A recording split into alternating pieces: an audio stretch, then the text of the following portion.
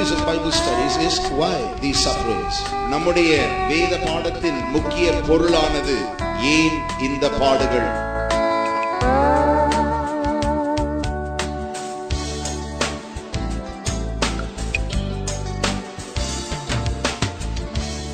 Shall we turn to 2 Corinthians chapter 4 and read verses 17 and 18. நம்முடைய வேதாகம பகுதியிலே 2 கொரிந்தியர் 4 அதிகாரம் 17 முதல் 18 வசனம் முடிய.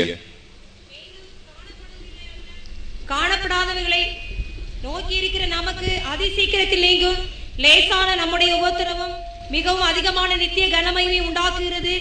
ஏனெனில் காணப்படுகிறவைகள் அநித்தியமானவைகள், காணப்படாதவைகளோ நித்தியமானவைகள். For a light affliction which is but for a moment worketh for us a far more exceeding and eternal weight of glory, while we look not at the things which are seen, but at the things which are not seen. For the things which are seen are temporal, but the things which are not seen are eternal. Praise the Lord. கர்த்தருக்கு ஸ்தோத்திரம். Those who have Bible, shall we put our forefinger on our Bible for a moment? யாருக்கெல்லாம் வேதம் இருக்கிறதோ தயவு செய்து உங்களுடைய வேதத்தை திறந்து அந்த வசனத்தின் மேல் உங்களுடைய ஆள்காட்டி விரலை வைக்கும்படி நான் உங்களை கேட்டுக்கொள்கிறேன். We don't want this Bible study to end up just like some philosophy. இந்த வேதாகமங்கள் ஒரு தத்துவம் போல முடிந்துவிடும்படி நாங்கள் வாஞ்சிக்கிறதில்லை. We want God to deal with our hearts. தேவன் நம்மோடு நம்முடைய இருதயத்தோடு கூட தொடர்பு கொள்ளும்படியே நாங்கள் வாஞ்சிக்கிறோம். This evening and every evening God should speak to each one of us. இந்த மாலையிலும் வருகிறதான ஒவ்வொரு மாலைகளிலும் தேவன் நம் ஒவ்வொருவரோடு கூட பேச வேண்டும். 1 minute shall we all pray. ஒரு நிமிடம் நாம் எல்லாரும் ஜெபிப்போம். That the Lord might speak to us through these words, shall we all pray. இந்த வசனத்தின் மூலமாக தேவன் நம்மோடு கூட பேசும்படியாக நாம் ஜெபம் பண்ணுவோம். Oh God, we thank you Lord for this time you've given us, oh Lord. ஆண்டவரே, இந்த வார்த்தைகள் தத்துவமாக முடிந்து விடக்கூடாது. உம்முடைய சர்வ வல்லமையினால் ஆண்டவரே, உம்முடைய மறுரூபத்தின் வல்லமையினால் ஆண்டவரே நீர் எங்களோடு பேசி இந்த வார்த்தைகள் மூலமாக எங்களுக்கு மறுரூபம் உண்டாகும்படியாக நாங்கள் ஜெபிக்கிறோம். எங்களுடைய பாடுகளிலும் ஒரு அர்த்தம் உண்டாகும்படியாக நாங்கள் ஜெபிக்கிறோம். ஆண்டவரே, இங்கே கூடி வருகிற ஒவ்வொருவரையும் நீர் பொறுப்பெடுக்க வேண்டும். இந்த வசனங்கள் மூலமாக நீர் எங்களோடு பேசும் ஆண்டவரே. இயேசு நாமத்தில் வேண்டிக் கொள்கிறோம் பிதாவே. The Lord has heard our prayer, let us praise him. தேவன் நம்முடைய ஜெபத்தை கேட்டிருக்கிறபடியால் நாம் கர்த்தரை ஸ்தோத்திரிப்போம். ஸ்தோத்திரம் ஸ்தோத்திரம் ஸ்தோத்திரம் ஸ்தோத்திரம் ஸ்தோத்திரம் ஸ்தோத்திரம் ஸ்தோத்திரம் ஸ்தோத்திரம் ஸ்தோத்திரம் ஸ்தோத்திரம்.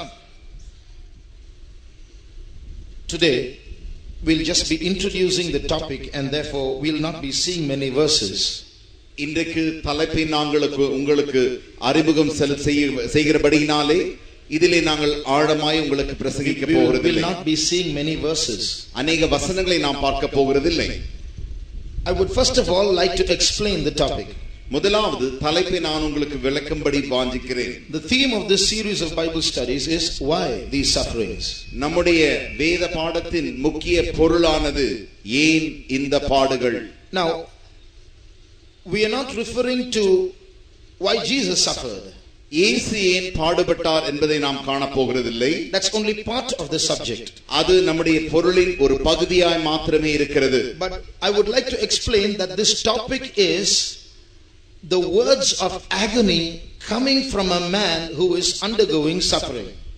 நம்முடைய தலைப்பானது ஒரு மனிதன் உபத்திரவ வழியாய் போகும் பொழுது அவன் எவ்வளவாய் பாடுபடுகிறான் என்பதை நாம் பார்க்க போகிறோம்.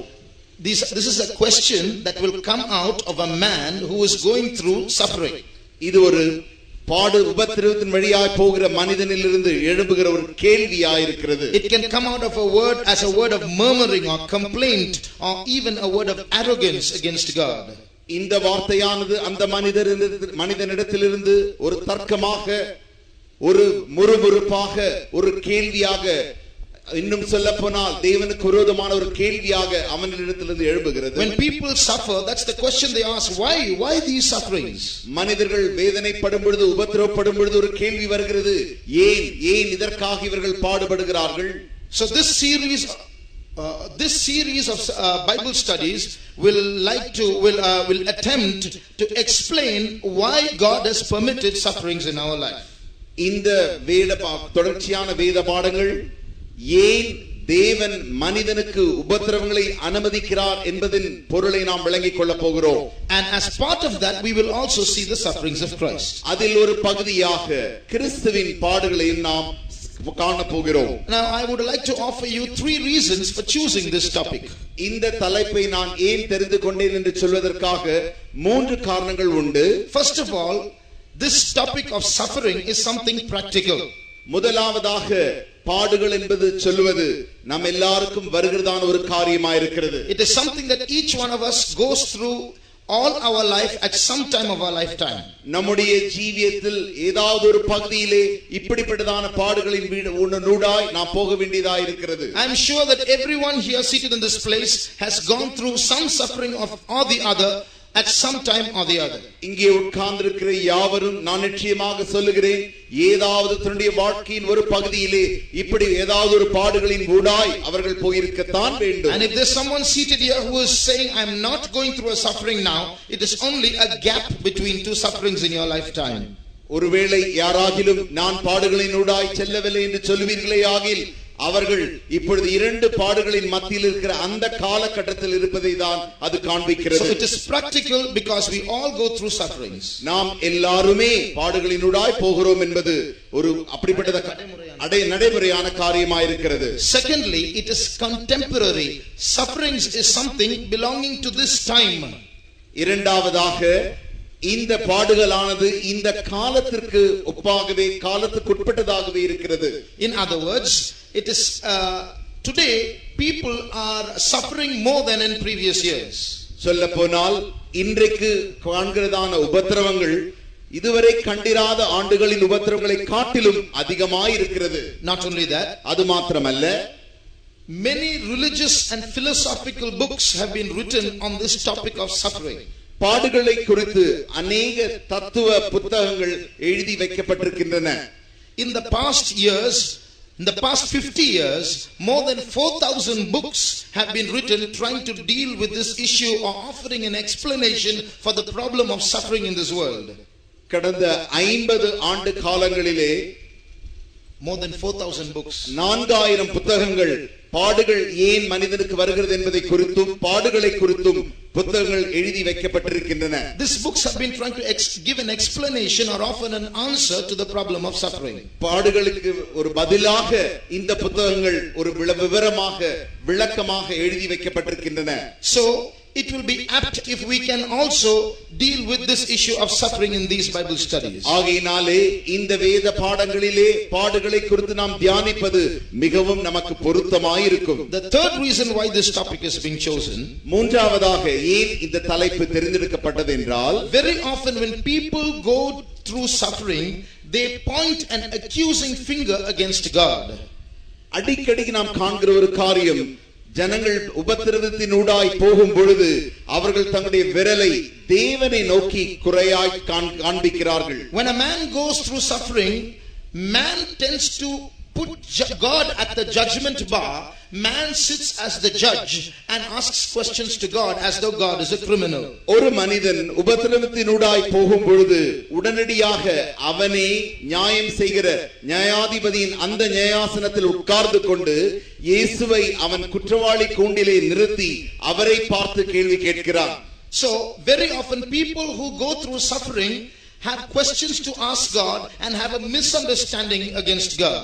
ஆகையினாலே உபத்திரவத்தினூடாய் போகிற ஜனங்கள் தேவனை நோக்கி கேள்வி கேட்கிறார்கள், மற்றவர்களை மாறாயும் வழி நடத்துகிறார்கள். So it is good that in a Christian service like this we deal with this issue of suffering. ஆகையினாலே இப்படிப்பட்ட கிறிஸ்துவ ஆராதனைகளிலே பாடுகளை குறித்து நாம் காண்பது மிகவும் நல்லதாக இருக்கிறது. Today many people who go through sufferings are raising many questions. உபத்திரவத்தினூடாய் போகிற அநேக ஜனங்கள் இன்றைக்கு அநேக கேள்விகளை கேட்கிறார்கள். When so many innocent people are dying through natural calamities like famine and floods and tsunamis, earthquakes, what is God doing looking at all that? ஒன்றுமறியாத அப்பாவி ஜனங்கள் இந்த காலங்களிலே சுனாமி மூலமாக, வெள்ளப்பெருக்கு மூலமாக, வறட்சி மூலமாக செத்துக் கொண்டிருக்கிறார்களே, தேவன் இந்த நாட்களில் என்ன செய்து கொண்டிருக்கிறார்? If he calls himself God, when he looks at these things happen, why can't he put out his hand to stop these things? அவர் தேவன் என்றால், அவரால் இவைகள் நிறுத்த முடியும் என்றால், ஏன் அவர்களுடைய கரத்தை நீட்டி இந்த காரியங்களை நிறுத்த கூடாது? Does God find pleasure in seeing human beings suffer? மனிதன் உபத்திரவப்படுவதை கண்டு தேவன் நன்றாக கண்குளிர கண்டு களிக்கிறாரா? Why is it that some human beings are sad and suffering all the time while another set of human beings are always happy? ஒரு கூட்டம் ஜனங்கள் நீங்கள் பார்த்தால் எப்பொழுதுமே உபத்திரவம் என்று உபத்திரப்பட்டுக் கொண்டே இருக்கிறார்கள். மற்றொரு கூட்டத்தார் எப்பொழுதும் சந்தோஷமாகவே இருக்கிறார்கள். If bad things happen to bad people, it is all right, but why do bad things happen to some good people? கெட்ட காரியங்கள் கெட்ட மக்களுக்கு நடந்தால் நல்லதுதான், ஏன் கெட்ட காரியங்கள் நல்ல மனிதருக்கு நடைபெறுகிறது? These are some of the common questions that people raise. இப்படிப்பட்டதான பொதுவான கேள்விகளை இன்றைக்கு ஜனங்கள் கேட்டுக்கொண்டிருக்கிறார்கள். Now I want to clarify one thing. நான் உங்களுக்கு ஒரு காரியத்தை விளக்கமாக சொல்ல விரும்புகிறேன். Although a few of these questions will be answered in the course of these Bible studies, இந்த வேத பாடங்களின் மத்தியிலே உங்களுக்கு இருக்கிறதான கேள்விகளில் ஒரு சில கேள்விகள் நாங்கள் பதில் சொல்ல முடியும்.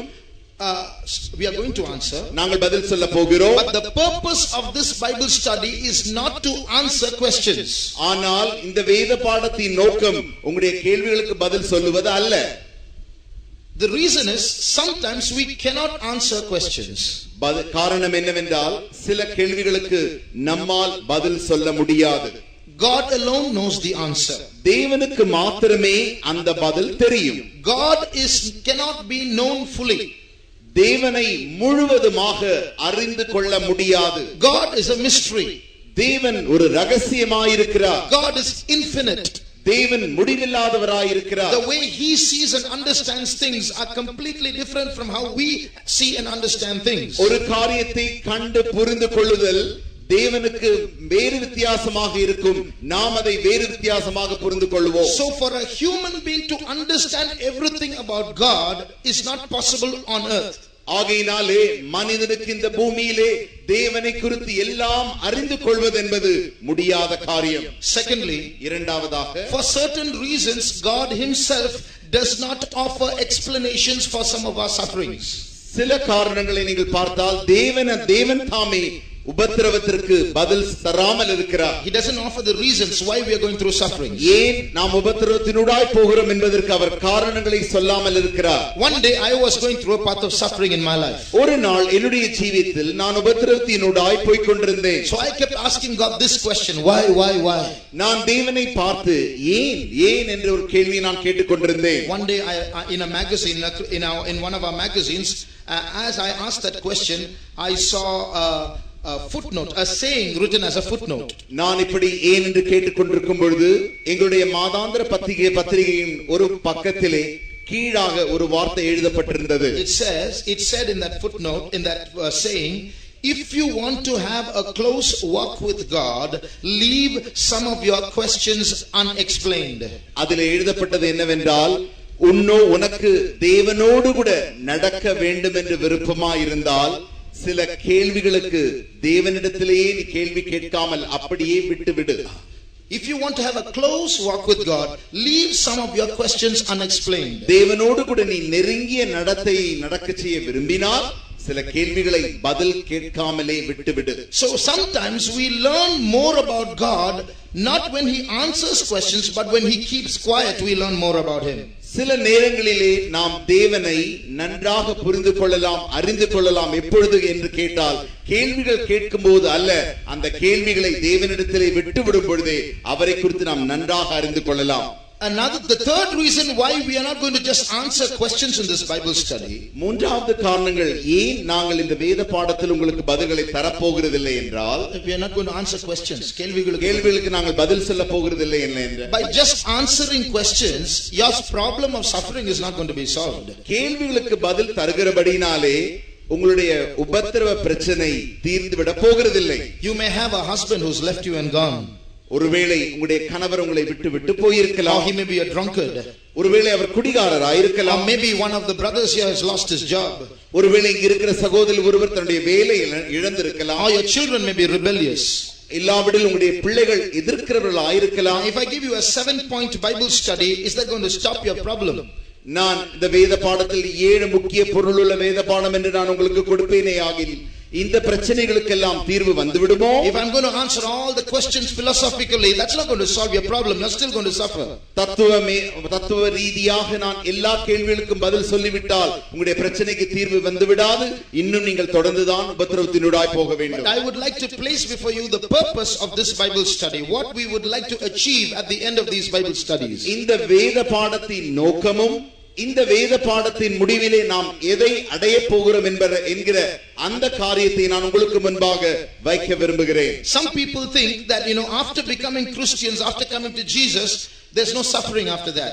சிலர் இவ்வாறு நினைக்கிறார்கள், கிறிஸ்துவனாய் மாறின பின்பு அல்லது இயேசுவினிடத்தில் வந்த பின்பு உபத்திரவமே இருக்காது என்று நினைக்கிறார்கள். So they ask this question, I came to Christ because of my sufferings. Why do I have to continue to suffer? ஆகையினால் இப்படி அவர்கள் கேள்வி கேட்கிறார்கள், என்னுடைய பாடுகளின் நிமித்தமாகவே நான் ஆண்டவரிடத்தில் வந்தேன், ஏன் இன்னும் எனக்கு தொடர்ச்சியாக பாடுகள் இருக்கின்றன? But I want to tell you, nowhere in the Bible has Jesus ever promised a life without sufferings. நான் ஒரு காரியத்தை உங்களுக்கு சொல்ல விரும்புகிறேன்.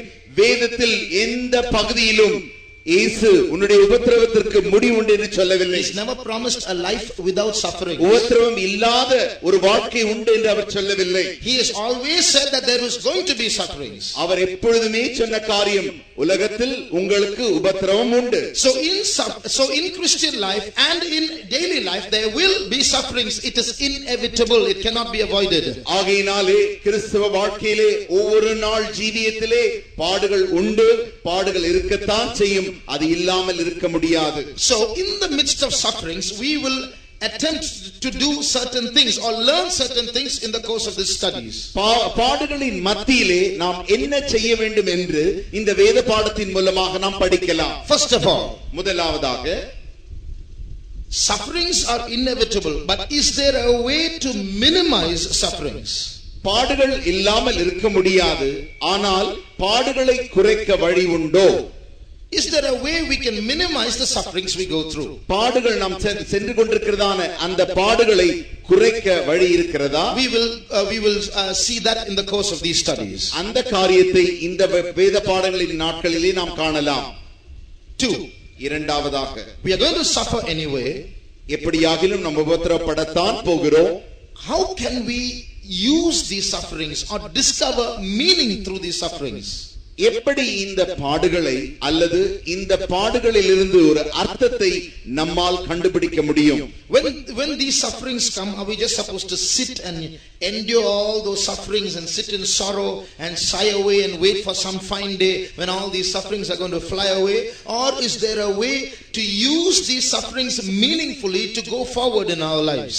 பாடுகள் வரும்பொழுது அப்படியே உட்கார்ந்து பாடுகளை எந்த நாளிலாவது நீங்காதா என்று எதிர்பார்த்து அந்த நாளுக்காக காத்து கொண்டிருக்கலாமா, அல்லது பாடுகளின் மத்தியிலே ஒரு அர்த்தத்தை நாம் கண்டுபிடிக்க முயற்சிக்கலாமா? So we are going to discover that there is meaning in suffering. ஆகையினாலே பாடுகளின் மத்தியில் ஒரு அர்த்தம் உண்டு என்பதை நாம் கண்டுபிடிக்க போகிறோம். The third thing we will try to learn, மூன்றாவது காரியம் நாம் படிக்க போவது, we will try to set right the misunderstandings that some people have with God because of suffering. பாடுகளினாலே தேவனோடு கூட சிலருக்கு இருக்கிறதான தவறான புரிந்து கொள்ளுதலை குறித்து நாம் படிக்க போகிறோம். And re-establish a healthy relationship with God while suffering. பாடுகளின் மத்தியிலே தேவனோடு கூட மறுபடியுமான ஆரோக்கியமான ஒரு உறவை எப்படி வைத்துக் கொள்வது என்பதை குறித்து நாம் படிக்க போகிறோம். Some people get angry with God. சிலருக்கு தேவனோடு கூட கோபம் வந்து விடுகிறது. I'm not going to pray anymore. நான் இனிமேல் ஜெபிக்க போவதில்லை. I'm not going to church anymore. நான் இனிமேல் ஆலயத்திற்கு போக போகிறதில்லை. Please don't talk to me about God anymore. எனக்கு இனிமேல் தேவனை குறித்து பேச வேண்டாம். Because the suffering is so much, they get angry with God. அவர்களுக்கு உபத்திரவங்கள் பாடுகள் அதிகமாக இருக்கிறபடினாலே அவர்கள் தேவன் மேல் கோபம் கொள்கிறார்கள். But that's only a misunderstanding. அது தவறான புரிந்து கொள்ளுதல் மாத்திரமே. We have not understood God properly. நாம் தேவனை சரியாக புரிந்து கொள்ளவில்லை. So in the course of this Bible study we will try to understand God well in the course of our sufferings. நம்முடைய வேத பாடங்களிலே பாடுகளின் மத்தியில் எப்படி நாம் தேவனை புரிந்து கொள்வது என்பதை குறித்து நாம் காணலாம். Now we would like to learn some things. First of all, முதலாவது சில காரியங்களை நாம் கற்றுக்கொள்ள போகிறோம். Who was the first person to suffer? முதலாக உபத்திரவத்தினூடாய் போனது யார்? Do you know the very person we question when we suffer was the first person to suffer?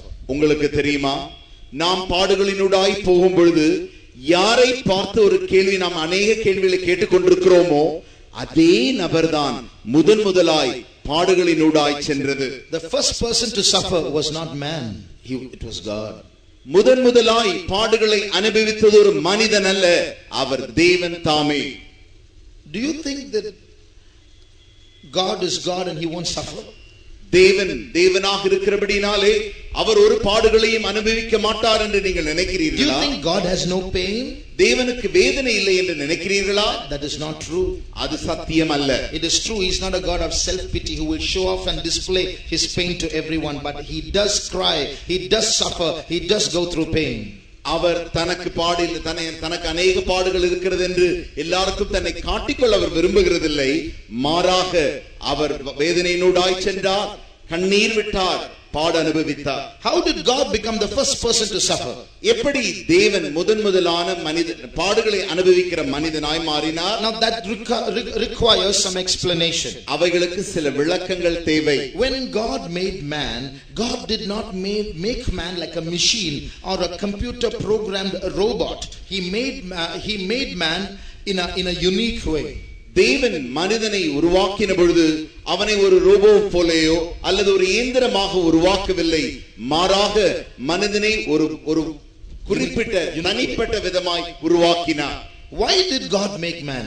ஏன் தேவன் மனிதனை உண்டாக்கினார்? We all know that God is love. God is love. நம்ம எல்லாருக்கும் தெரியும் தேவன் அன்பாகவே இருக்கிறார். So God made man to reveal that love and receive that love.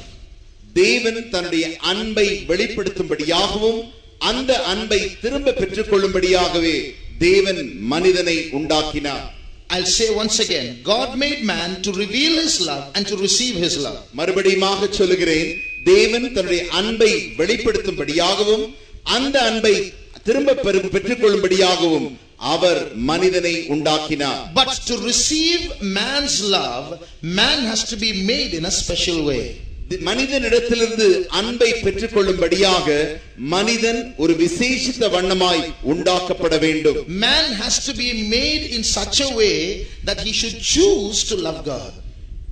மனிதன் தேவனையே அன்பு கூற தெரிந்து கொள்ளுகிற அந்த விதத்திலே மனிதனை தேவன் உருவாக்க வேண்டியதாயிருந்தது. Now suppose God made man with a program to automatically tell God, I love you Lord, I love you Lord every 15 minutes. உதாரணமாக தேவன் மனிதனை ஒரு இயந்திரமாக, எப்படி என்றால், ஆண்டவரே நான் உம்மை நேசிக்கிறேன் என்று சொல்லக்கூடிய அப்படிப்பட்ட அமைப்புள்ள ஒரு மனிதனாய் உண்டாக்கி இருப்பாரே. ஒவ்வொரு 15 நிமிடமும் அவன் அப்படி சொல்லுகிற மனிதனாய் உண்டாக்கி இருப்பாரே ஆகில், so you and I will be machines. Every 15 minutes we all will shout, I love you Lord. நீங்களும் நானும் இயந்திரமாக இருக்கிறோம். எல்லா 15 நிமிடமும் நாம் எல்லாரும் தேவனை பார்த்து தேவனை உம்மை நேசிக்கிறோம் என்று சொல்லிக் கொண்டு போய் இருக்கிறோமே என்றால், will God get pleasure from such a response? அப்படிப்பட்டதான பதில்களிலிருந்து தேவன் பிரியப்படுகிறாரா? Can you call those words real love? அந்த அன்புகள் உண்மை, அந்த வார்த்தைகள் உண்மையான அன்பு என்று சொல்ல முடியுமா? No, man is programmed to say that and you can't call that real love. ஏனென்றால் மனிதன் அப்படி சொல்லும்படியாகவே அவனுக்குள் அந்த அமைப்பு உண்டாக்கப்பட்டிருக்கிறபடினாலே அது உண்மையான அன்பு என்று நம்மால் சொல்ல முடியாது. I remember a particular person, a man who was mentally retarded. எனக்கு மூளை குன்றியதான ஒரு மனிதரை தெரியும். Whatever you ask him, he will only say yes. நீங்கள் என்ன கேட்டாலும் அவர் ஆம் என்று தான் சொல்லுவார். He does not say how to say no. எப்படி இல்லை என்று அவருக்கு சொல்லவே தெரியாது. So if you ask him, did you have idli in the morning, he'll say yes. காலையில் இட்லி சாப்பிட்டீர்களா என்று கேட்டால் ஆம் என்று சொல்லுவார். Then if you ask him the next question, did you have dosa in the morning, he'll say yes. அடுத்த கேள்வியாக, இன்று காலையில் நீங்கள் தோசை சாப்பிட்டீர்களா என்று கேட்டால் அதற்கும் அவர் ஆம் என்று தான் சொல்லுவார். Tell him, oh, did you have chapati in the morning, he'll say yes. இன்றைக்கு காலை நீங்கள் சப்பாத்தியை சாப்பிட்டீர்களா என்று கேட்டால் அதற்கும் அவர் ஆம் என்று சொல்லுவார். What you ask him, he'll say yes. நீங்கள் என்னத்தை கேட்டாலும் அவர் ஆம் என்று தான் சொல்லுவார். Suppose that person gets married. உதாரணமாக அந்த நபர் விவாகம் செய்வாரேயாகில், and his wife to be is sitting next to him. அவருடைய மனைவி அருகாமையில் உட்கார்ந்திருக்கிறார்கள். And the pastor who's conducting the marriage goes and asks him, are you willing to take so and so as your lawful wedded wife? அந்த விவாகத்தை நடத்துகிறதான போதகர் முன்பாக வந்து நின்று இந்த இப்படிப்பட்டதான நபரை உன்னுடைய மனைவியாக நீ ஏற்றுக்கொள்ள ஆயத்தமா என்று கேட்டால் what will his answer be? அவருடைய பதில் என்னவாயிருக்கும்? Yes. ஆம். Now is that a correct yes? அது சரியான ஆமா? Will that girl accept that yes? அந்த ஆமை அந்த சகோதரி ஏற்றுக்கொள்வார்களா? No. இல்லை. Because whatever you ask is going to say yes. So for this question also he will say yes. ஏனென்று கேட்டால் அவருக்கு எந்த கேள்வியை கேட்டாலும் அவர் ஆம் என்று தான் சொல்வார். இந்த கேள்விக்கும் அவர் ஆம் என்று சொல்லி இருக்கிறார். That's not a genuine yes. அது உண்மையான ஆம் அல்ல. He's kind of programmed to say yes. அப்படி சொல்லும்படியாகவே அவருக்குள் ஒரு program உண்டாக்கப்பட்டிருக்கிறது. His mental ability knows only to say yes. அவருடைய மனத்திறனானது ஆம் என்று சொல்லக்கூடிய அளவுக்கு தான் இருக்கிறது. But at the same time, அதே சமயத்தில் if he had a perfect mind, அவருக்கு ஒரு நல்ல பூரணமான மனது இருக்குமானால் an ability to choose to say yes and to say no, ஆம் என்ற காரியத்தையும் இல்லை என்ற காரியத்தையும் அந்த திறனையும் அவருக்கு தெரிந்து கொள்கிற திறன் இருக்குமே ஆகில், and if he said yes when the pastor asked the question, போதகர் இப்படி கேள்வி கேட்கும் பொழுது அவர் ஆம் என்று அப்பொழுது அவர் சொல்லுவாரே ஆகில், that would be a genuine acceptable yes. அதுவே ஏற்றுக்கொள்ளத்தக்க உண்மையுள்ள அங்கீகரிக்கப்பட்ட ஆமா இருக்கும். In the same way, அதே வண்ணமாக for God to receive his love back from man, தேவனுக்கு மனிதனிடத்திலிருந்து தன்னுடைய அன்பை திரும்ப பெற்றுக் கொள்ளும்படியாக, if God forces man to say yes, that's not true love. தேவன் மனிதனை ஆம் என்று சொல்லக்கூடிய அளவிற்கு அவனை நெருக்கி தள்ளுவாரே ஆகில் அது உண்மையான அன்பு அல்ல. God has to provide a freedom to man. தேவன் மனிதனுக்கு ஒரு சுதந்திரத்தை தர வேண்டும். A freedom to say yes and to say no. சுதந்திரமானது ஆம் என்று சொல்லலாம், வேண்டாம் என்றும் இல்லை என்றும் சொல்லலாம். A freedom to walk towards God in love and the freedom to walk away from God hating him. தேவனை நேசித்து அவரோடு கூட நடக்கிற சுதந்திரம், அல்லாவிடில் தேவனை தள்ளிவிட்டு தேவனை வெறுத்து அவரை விட்டு தூரம் போகிறதான சுதந்திரம். And in that situation, when God has given man the freedom to make his own moral choices and man chooses to say yes God, I love you, that is true love and that would give God pleasure. தேவன் மனிதனுக்கு ஆம் ஆண்டவரே உம்மை உண்மையாக நேசிக்கிறேன் என்று அவனாகவே சுதந்திரமாக சுயாதீனமாக தேவனிடத்தில் சொல்லுவதை தான் தேவன் தெரிந்து கொள்கிறார். That would give God pleasure. அது தேவனுக்கு பிரியமாயிருக்கும். So God made man with that freedom to choose. ஆகையினாலே அந்த சுதந்திரத்தை தேவன் மனிதனை அந்த சுதந்திரத்தோடு உண்டாக்கினார். தெரிந்து கொள்ளுதலின் உரிமை, தெரிந்து கொள்ளுதலின் உரிமையோடு உண்டாக்கினார். So God gave the key of choice to man. ஆகையினாலே தெரிந்து கொள்ளுதலின் உரிமையை தேவன் மனிதனுக்கு தந்தார். But that can be dangerous. அது மிகவும் ஆபத்தானது. That key can be misused and become dangerous. அந்த சாவியானது தவறாக உபயோகப்பட்டு ஆபத்தில் முடியலாம். That's why one man said, man is God's risk. ஆகையினால் தான் ஒரு மனிதர் சொன்னார், மனிதன் தேவனுக்கு ஆபத்தாயிருக்கிறான். So he was made upright, but he can become dangerous. மனிதன் உத்தமனாய் சிருஷ்டிக்கப்பட்டான், அதே சமயத்தில் அதே மனிதன் ஆபத்தாகவும் விளையலாம். So God made man. தேவன் மனிதனை உண்டாக்கினார், gave him the freedom to make his choices. அவனுடைய தெரிந்து கொள்ளுதலை தெரிந்து கொள்ளும்படியாக அவனுக்கு சுதந்திரத்தை தந்தார். Told him what is right and what is wrong. எது தவறு எது நல்லது என்பதை அவனுக்கு காண்பித்து கொடுத்தார். Told him what to do and what not to do. எதை செய்ய வேண்டும் எதை செய்ய வேண்டாம் என்றும். And told him what will happen if he does the wrong. நீ தவறை செய்யும் பொழுது என்ன நடக்கும் என்றும் அவனுக்கு சொல்லி தந்தார். After that, every day God would step towards man and talk with man, express his love for man. ஒவ்வொரு நாளும் தேவன் மனிதனிடத்தில் வந்து அவனுக்கு தேவனை வெளிப்படுத்தி என்ன செய்ய வேண்டும் என்று சொல்லியும் கொடுத்தார்.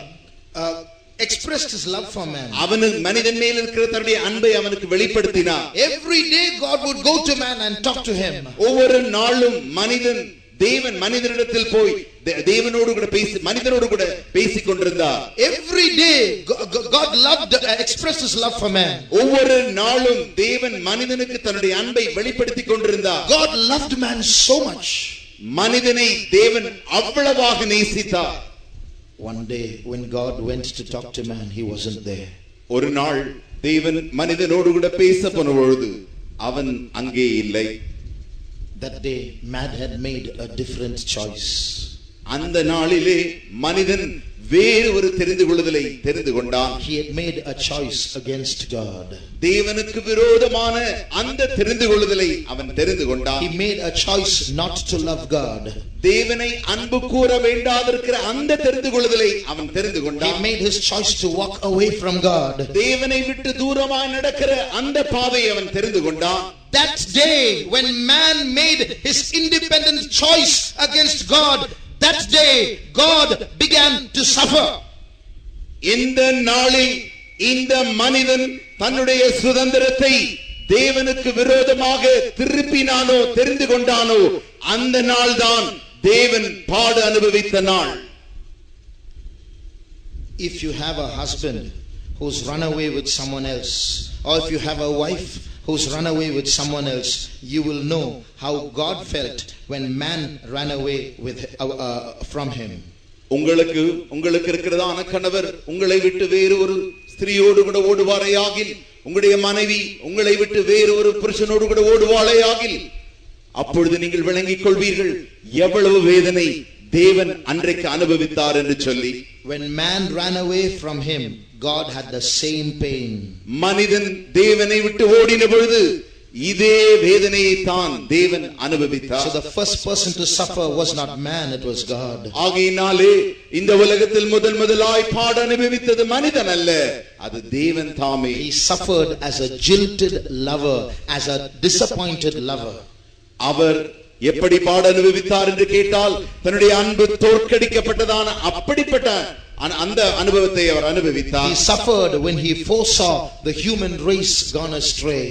மனித குலம் விலகி போகிறதை கண்டபொழுது அவர் பாட அனுபவித்தார். He suffered when he foresaw the consequences of sin that are going to take place in this world. இந்த உலகத்திலே பாவத்தின் விளைவுகளை அவர் முன்பாகவே கண்ட அந்த நேரத்தில் அவர் பாட அனுபவித்தார். He suffered when he foresaw how the prince of this world is going to take control of this world. எப்படி இந்த உலகத்தின் அதிபதி இந்த உலகத்தை தன்னுடைய கட்டுக்குள்ளாய் கொண்டு வர போகிறானோ அதை அவர் முன்பாகவே கண்டபடியினாலே அந்த சமயத்தில் அவர் பாட அனுபவித்தார். He suffered when he foresaw the struggles that he himself is going to have in winning man back to himself. மனிதனை திரும்ப தனக்காக மீட்டுக் கொள்ளும்படியாக பெரிய பாடு தான் அனுபவிக்க போகிறேன் என்பதை அவர் முன்னதாகவே கண்டபொழுது அவர் அந்த நேரத்தில் பாட அனுபவித்தார். So the first person to suffer was God. ஆகையினாலே முதலாய் பாட அனுபவித்தது தேவனே. He had a broken heart that day when man went against him. மனிதன் தேவனுக்கு விரோதமான போன பொழுதுதான் அவருடைய இருதயம் உடைந்தது. So don't think God has not suffered. ஆகையினாலே தேவன் பாட அனுபவிக்கவில்லை என்று நினைக்க வேண்டாம். He suffered even before we humans did. நாம் மனிதகுலமாகி நாம் பாட அனுபவிக்குவதற்கு முன்பதாகவே அவர் பாடுகளை அனுபவித்தார். Secondly, இரண்டாவதாக, who is the one suffering the most today? இன்றைக்கு யார் அதிகமான உபத்திரவத்தை அனுபவிப்பது? Who is the person suffering the most today? யார் இன்றைக்கு மிகவும் அதிகமாக பாடுகளை அனுபவிப்பது? Again the answer is God. மறுபடியுமாக இதற்கும் பதில் தேவனே. Today God is suffering more than any human being. இன்றைக்கு எந்த மனிதனை காட்டிலும் தேவன் அதிகமான பாடுகளை அனுபவித்துக் கொண்டிருக்கிறார். When your child fails in the exam, உங்களுடைய பிள்ளை பரீட்சையிலே தோற்று போகுமே ஆகில், is the child the only one suffering? குழந்தை அந்த பிள்ளை மாத்திரமாக கஷ்டப்பட போகிறது? Sometimes your first standard child might fail in the exam. It does not know what failure is. It may not suffer, but the parent suffers. ஒருவேளை உங்களுடைய பிள்ளை 1ஆம் வகுப்பு படித்துக் கொண்டிருக்குமானால் அந்த படிப்பில் அது தோற்று போகுமா ஆகில் அந்த பிள்ளைக்கு அந்த தோல்வியின் அருமை தெரியாது. ஆனால் மாறாக பெற்றோர்கள் தான் அந்த பாடை அனுபவிக்கிறார்கள். So the parents suffer when the children suffer. ஆகையினாலே பிள்ளைகள் கஷ்டப்படும் பொழுது பெற்றோர்களும் கஷ்டப்படுகிறார்கள். In the same way, our heavenly Father is a father of 600 crore human beings on earth. அதே வண்ணமாக நம்முடைய பரமபிதா 600 கோடி மக்களுக்கும் பிதாவானவர். You suffer when your family suffers. உங்களுடைய குடும்பம் கஷ்டப்படும் பொழுது நீங்கள் கஷ்டப்படுகிறீர்கள். You don't suffer when your neighbor suffers. உங்களுடைய பக்கத்து வீட்டுக்கார் பாடு அனுபவிக்கும் பொழுது நீங்கள் கஷ்டப்படுகிறது இல்லை. Your suffering is restricted only to the family unit. உங்களுடைய பாடுகள் உங்களுடைய குடும்பத்தின் அளவை பொறுத்தே இருக்கிறது. But God suffers when any human being suffers because he is the father of us all. ஆனால் தேவன் எந்த மனிதன் பாடு அனுபவிக்கும் பொழுதும் அவரும் பாடு அனுபவிக்கிறார். ஏனென்றால் அவர் எல்லா மனிதருக்கும் பிதாவாய் இருக்கிறார். So he shares all our sufferings put together. நம்முடைய எல்லா பாடுகளையும் சேர்த்து அவரும் அனுபவிக்கிறார். So he suffers the most. ஆகையினாலே அவரே மிக அதிகமாக பாடு அனுபவிப்பவர். Every time a man commits a sin, he suffers because sin hurts God. ஒவ்வொரு முறையும் ஒரு மனிதன் பாவம் செய்யும் பொழுது தேவன் பாடு அனுபவிக்கிறார். ஏனென்று கேட்டால் பாவமானது அவரை துன்புறுத்துகிறது. We will come to this later again. இதை குறித்து நாம் மறுபடியும் பின்பாய் காணலாம். Every time a soul slips into hell, he suffers. ஒவ்வொரு முறையும் ஒரு ஆத்துமா நரகத்தில் விழுமேயாகில் அந்த முறை அவர் பாடு அனுபவிக்கிறார். Do you know there is an average of 100 people dying every minute? உங்களுக்கு தெரியுமா ஒவ்வொரு நிமிடமும் சராசரியாக ஏறக்குறைய 100 ஆத்துமாக்கள் அப்படி விழுந்து கொண்டிருக்கின்றன. While I am speaking now, 2 people have died. நான் இப்பொழுது பேசிக் கொண்டிருக்கும் பொழுதே 2 பேர் மரித்து போனார்கள். At such a fast rate death is taking place in this world. அந்த வேகத்தில் மரணமானது உலகத்தில் நடைபெற்றுக் கொண்டிருக்கிறது. Of the 100 people who are dying every minute, many of them are slipping into hell. ஒவ்வொரு நிமிடமும் சராசரியாக 100 பேர் செத்துக் கொண்டிருக்கிறார்களே அதில் அநேகர் நரகத்தில் தான் விழுந்து கொண்டிருக்கிறார்கள். The soul of man is part of God. It is God's breath. மனிதனின் ஆத்துமா தேவன் தந்த ஆவியாய் இருக்கிறது. And so when that soul slips into hell, it pains God. ஆகையினாலே அந்த ஆத்துமாக்கள் நரகத்தில் விழும்பொழுது அது தேவனுக்கு வேதனையை உண்டாக்குகிறது. Every time a living man commits sin, God suffers. Every time a soul slips into hell, God suffers. Imagine the magnitude of his suffering per minute. ஆகையினாலே ஜீவிக்கிற ஒவ்வொரு மனிதனும் ஒவ்வொரு பாவம் செய்யும் பொழுதெல்லாம் தேவன் பாடு அனுபவிக்கிறார். அதே மனிதன் சாகும் பொழுதும் அவனுடைய ஆத்மா நரகத்தில் விழுவதினாலே அவர் பாடு அனுபவிக்கிறார். ஆகையினால் யோசித்து பாருங்கள் எவ்வளவுக்கு அதிகமாய் தேவன் பாடுகளை ஏற்றுக்கொள்கிறார். Every minute, ஒவ்வொரு நிமிடத்திலும். Whenever we ask questions against God, whenever we murmur against God, whenever we misunderstand God, God suffers. எப்பொழுதெல்லாம் நாம் தேவனை கேள்வி கேட்கிறோமோ, எப்பொழுதெல்லாம் நாம் தேவனை தவறாக புரிந்து கொள்கிறோமோ, எப்பொழுதெல்லாம் நாம் தேவனுக்கு விரோதமாய் முறுமுறுக்கிறோமோ அப்பொழுதெல்லாம் தேவன் பாடு அனுபவிக்கிறார். Every time a man denies the existence of God, God suffers. தேவன் இருக்கிறாரா இல்லையா என்று எப்பொழுதெல்லாம் மனிதன் மறுக்கிறானோ அப்பொழுதெல்லாம் தேவன் பாடுகளை அனுபவிக்கிறார். If there's anyone seated here or listening to these Bible's words from outside, if you are a person who denies the existence of God, listen to me. இங்கே உட்கார்ந்தோ அல்லது வெளியே நின்று கொண்டு யாராகிலும் ஒருவர் கேட்டுக் கொண்டிருக்கிறீர்களே ஆகில் அவர்கள் தேவன் இல்லை என்று நீங்கள் சொல்லிக் கொண்டிருப்பீர்களே ஆகில் தயவு செய்து கவனமாய் கேளுங்கள். Just because we scream from this miniature planet on earth and shout at God and say you are not there, he's not going to cease to exist. He's alive, always alive, forevermore. இந்த குட்டி உலகத்திலே நாம் உட்கார்ந்து கொண்டு ஒரு சிறிய பொம்மையாய் அவ்வளவு பெரிய தேவனை பார்த்து நீர் இல்லவே இல்லை என்று சொல்லுகிறதினாலே he's not going to cease to exist. அவர் இல்லாமல் போகிறதில்லை. He is there alive forevermore. அவர் நித்திய காலமாய் ஜீவனோடு கூட இருக்கிறார். But understand, dear friend, every time you point your fist at God and say he's not there, it pains him. புரிந்து கொள்வாயாக நண்பனே, எப்பொழுதெல்லாம் நீ தேவன் இல்லையோ இருக்கிறாரா என்று அவரை பார்த்து உன் விரலை நீட்டி கேள்வி கேட்கிறாயோ அப்பொழுதெல்லாம் அது தேவனுக்கு வேதனையை உண்டாக்குகிறது. When Christians ought to reveal the nature of God, but instead of revealing the nature of God, they are living lives that blaspheme God, that as a bad example to God, God suffers. தேவனுக்கு ஜீவனுள்ள நல்ல உதாரணமாக ஜீவிக்க வேண்டிய கிறிஸ்தவர்கள் தேவனுக்கு விரோதமாய் தூஷணமாய் ஜீவிக்கும் பொழுது அது தேவனுக்கு வேதனை உண்டாக்குகிறது. We are supposed to be representatives of God. நாம் தேவனுக்கு பிரதிநிதிகளாய் இருக்க வேண்டியவர்கள். Those who see us should see God. யாரெல்லாம் நம்மை பார்க்கிறார்களோ அவர்கள் எல்லாரும் தேவனை பார்க்க வேண்டும். One man of God said like this. ஒரு மனிதர் இவ்வாறு சொன்னார். There are 5 gospels. 5 Suvisheshangal. Matthew, Mark, Luke, John. மத்தேயு, மார்க்கு, லூக்கா, யோவான். The 5th gospel is you. 5வது சுவிசேஷம் நீயாய் இருக்கிறாய். Most people in the world would have never read the first 4 gospels, but they have read you. அநேக உலகத்தில் இருக்கிற ஜனங்கள் இந்த 4 சுவிசேஷத்தை வாசிக்காமலே இருந்திருப்பார்கள். ஆனால் உன்னை வாசித்திருப்பார்கள். How are they reading you? Can they see Christ in your life? எப்படி அவர்கள் உங்களை வாசிக்கிறார்கள்?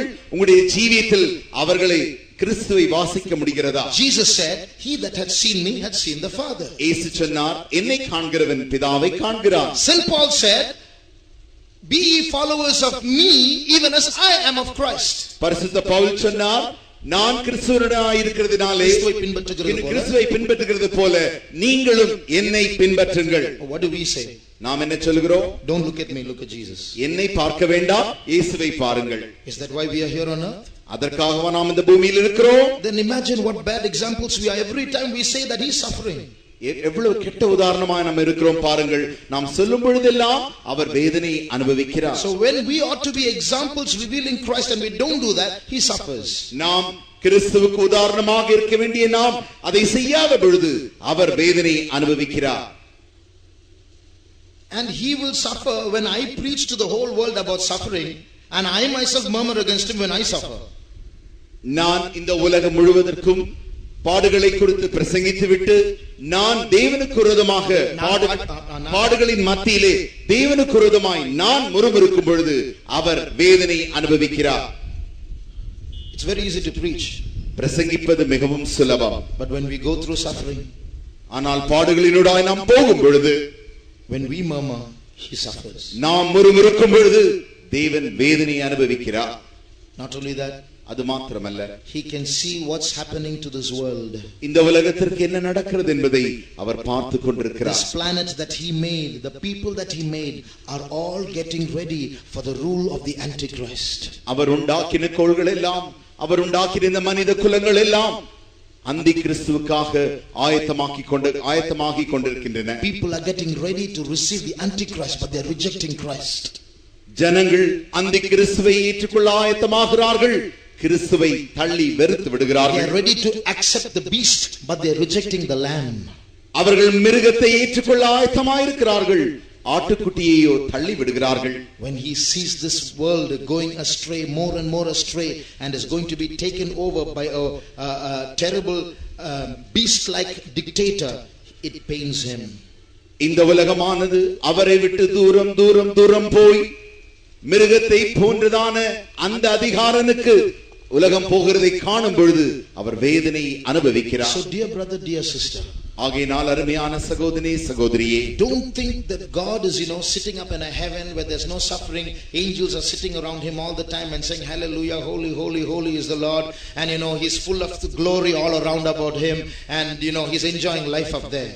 ஆகையினால் தேவன் என்றால் தேவன் பரலோகத்தில் உட்கார்ந்து கொண்டிருக்கிறார், சிங்காசனத்தில் உட்கார்ந்து கொண்டிருக்கிறார். தூதர்கள் அவரை சுற்றி அல்லேலூயா அல்லேலூயா பரிசுத்தர் பரிசுத்தர் பரிசுத்தர் என்று எப்பொழுதும் பாடிக்கொண்டே இருக்கிறார்கள். அவ்வளவு சந்தோஷமாய் அவர் நன்றாக அனுபவித்துக் கொண்டிருக்கிறார் என்று நினைக்க வேண்டாம். Every minute look at the amount of suffering he is going through.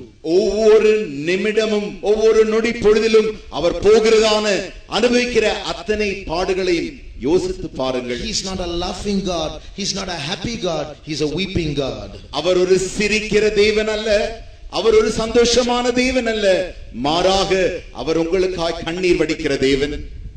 When he looks at all that's happening in this world, his heart breaks. இந்த உலகத்தில் நடக்கிற காரியங்களை எல்லாம் அவர் பார்க்கும் பொழுது அவருடைய இருதயம் உடைகிறது. If you and I were just somebody for him, then he wouldn't bother what happens to us, whatever happens to us. நீங்களும் நானும் தேவனுக்கு யாரோ ஒருவராய் இருந்தால் நமக்கு என்ன நடந்தாலும் அவர் அதை குறித்து கவலைப்படுகிறதில்லை. You are everything to him, and that's why he suffers when you suffer. ஆனால் நீயே அவருக்கு எல்லாமா இருக்கிறபடினாலே நீ உனக்கு நடக்கிற எல்லா காரியத்தை அவர் காணும் பொழுது அவர் வேதனையை அனுபவிக்கிறார். What have you and I done to minimize God's suffering? தேவனுடைய பாடுகளை குறைக்க நீங்களும் நானும் என்ன செய்திருக்கிறோம்? We are so bothered about our suffering. What have we done about God's suffering? நம்முடைய பாடுகளை குறித்து அவ்வளவு கவனம் செலுத்துகிறோமே, அவருடைய பாடுகளை குறைக்க நாம் என்னத்தான் செய்திருக்கிறோம்? In regard to this, I would like to come back to the first thing I told you, that sin hurts God.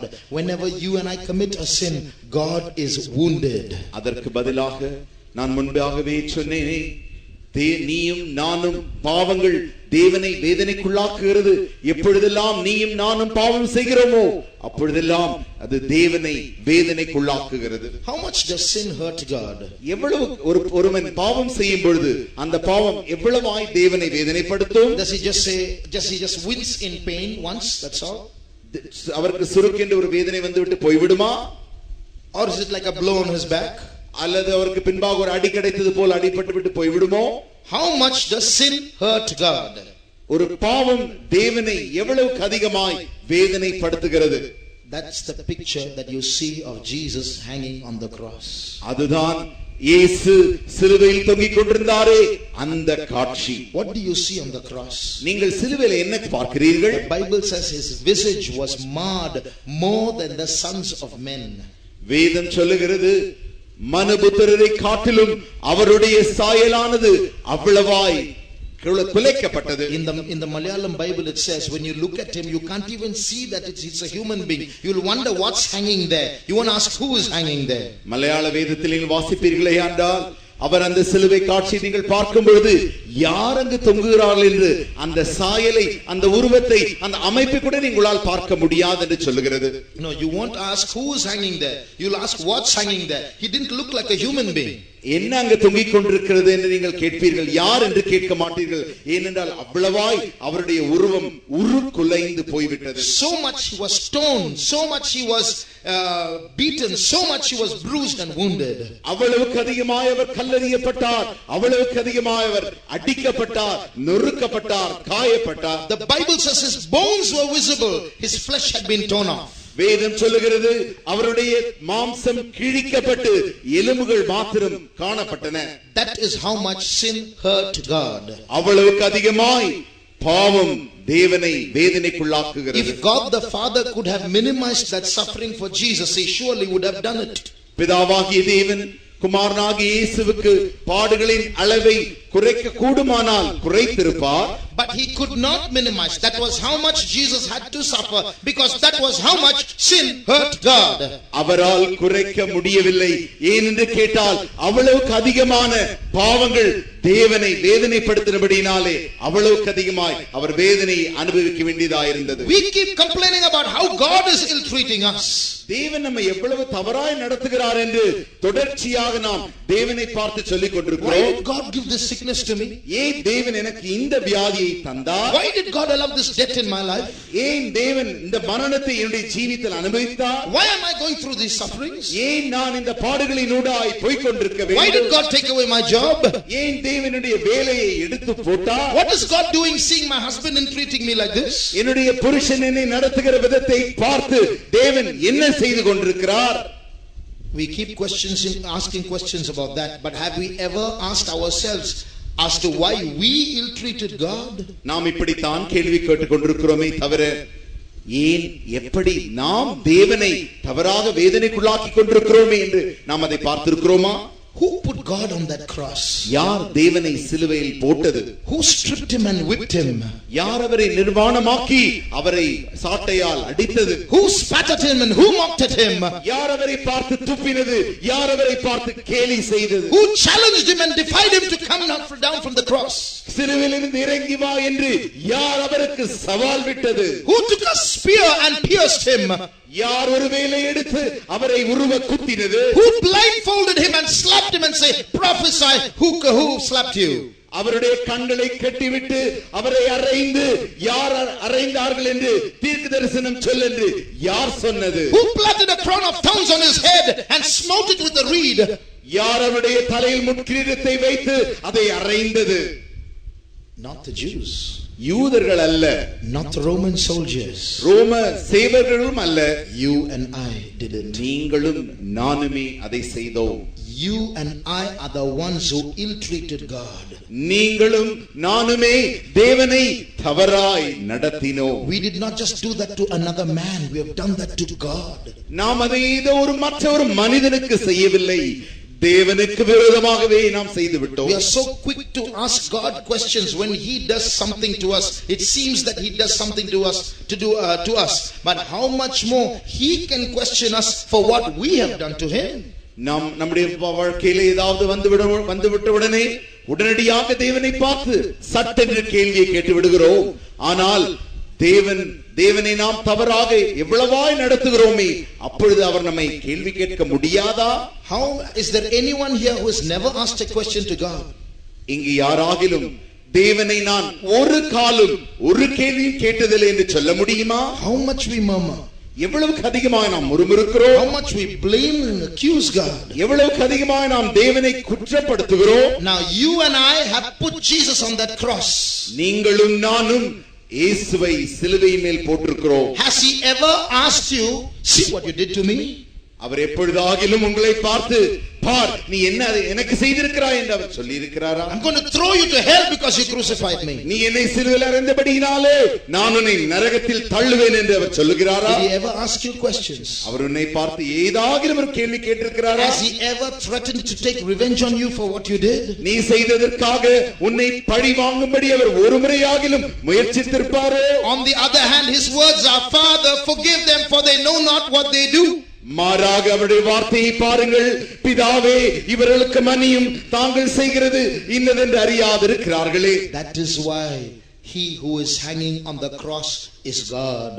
ஆகையினால் தான் சிலுவையில் தொங்கிக் கொண்டிருக்கிறாரே அவரே தேவனாய் இருக்கிறார். If that was only a man hanging up there, ஒருவேளை அங்கே மனிதன் தொங்கிக் கொண்டிருப்பேனே ஆகில், he would have said there is a time for a cat and there is a time for an elephant, and he would have taken revenge when his turn came. உடனடியாக அவன் சொல்லி இருப்பான், பூனைக்கு ஒரு காலம் உண்டு, யானைக்கும் ஒரு காலம் உண்டு என்று சொல்லி தன்னுடைய பழி வாங்கும் நேரத்திற்காய் அவன் காத்துக் கொண்டிருப்பான். But he is not a man like you and me.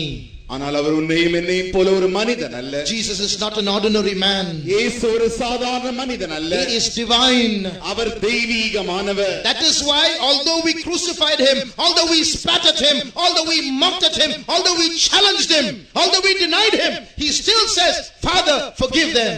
ஆகையினால் தான் அவரை நாம் சிலுவையில் அறைந்தோம், துப்பினோம், அடித்தோம், காயப்படுத்தினோம் என்றாலுமோ அவர் சொன்னார், பிதாவே இவர்களுக்கு மன்னியும், தாங்கள் செய்கிறது இன்னதென்று அறியாதிருக்கிறார்களே. Before God can provide an answer to our sufferings, நம்முடைய பாடுகளுக்கு தேவன் பதில் தரும் முன்பதாக, before God can solve our problems, நம்முடைய பிரச்சனையை தேவன் தீர்ப்பதற்கு முன்பதாக, shall we first make an attempt to stop his sufferings? அவருடைய பாடுகளை, அந்த வேதனையை நிறுத்த நாம் ஒரு முயற்சி எடுப்போமா? Because he suffered first. ஏனென்று கேட்டால் அவரே வேதனை முதலாவது அனுபவித்தார். And not only that, he is suffering today more than all of us. அது மாத்திரமல்ல, இன்றைக்கு நம்ம எல்லாரை காட்டிலும் அதிகமாக அவரே பாடுகளை அனுபவித்துக் கொண்டிருக்கிறார். Shall we do what little we can to make that weeping God smile once again? அந்த அழுது கொண்டிருக்கிற தேவனை சிரிக்கும்படியாக நம்மால் முடிந்த அந்த சிறிய காரியத்தை நாம் செய்யலாமா? Before we can get him to answer our problems and our questions, shall we at least do something to wipe his tears first? நம்முடைய பாடுகளுக்கும் நம்முடைய கேள்விகளுக்கும் பதிலையும் தீர்வையும் அவரிடத்திலிருந்து பெற்றுக்கொள்வதற்கு முன்பதாக அவருடைய அழுது கொண்டிருக்கிற அந்த கண்ணீரை துடைக்க முயற்சிக்கலாமா? Shall we close our eyes? நம்முடைய கண்களை நாம் மூடுவோமா? This is the time for us to wipe his tears. அவருடைய கண்களை துடைக்கிறதான நேரம் இதுவா இருக்கிறது. We have hurt him. அவரை நாம் வேதனைக்குள்ளாக்கி இருக்கிறோம். And we are not bothered and sorry about that. அதை குறித்து நாம் துக்கமோ மன்னிப்போ கேட்கிறதில்லை. We have hurt him and we have not realized we have hurt him. அவரை நாம் வேதனைக்குள்ளாக்கி இருக்கிறோம், அவரை வேதனைக்குள்ளாக்கி இருக்கிறோம் என்பதை நாம் உணராமலும் இருக்கிறோம். We have hurt him, but we question him as though he's the one who hurt us.